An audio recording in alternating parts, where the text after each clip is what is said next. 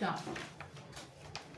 Sir, it is usual in all parliamentary system of government for the president at the opening of a session to address both houses of parliament. It has been criticized as being merely a narration of facts which have happened during the past year. But that is the usual thing, as honorable members know, which happens in most of the parliaments which work under parliamentary systems of government.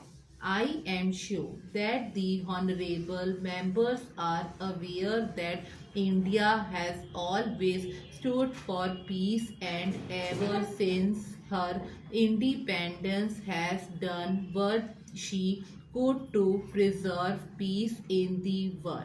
Both in Korea and in Indochina, our efforts led to a ceasefire, and for the first time, with the settlement of the Indochina problem, there was no shooting war anywhere in the world.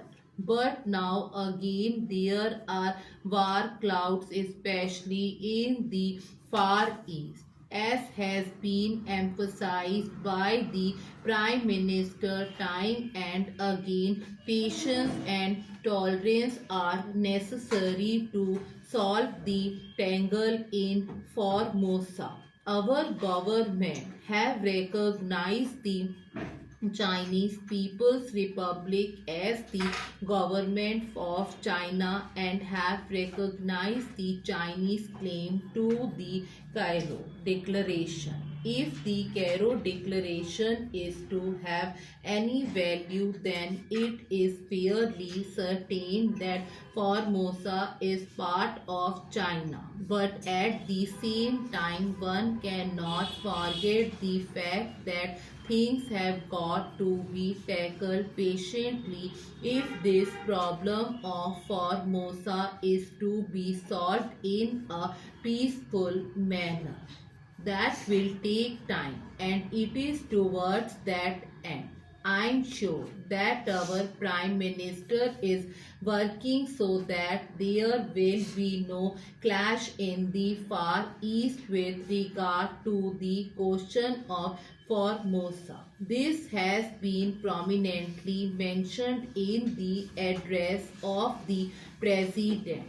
We hope that patience will be exercised by both the sides to solve this question, and there will be no incident which might lead to serious consequences.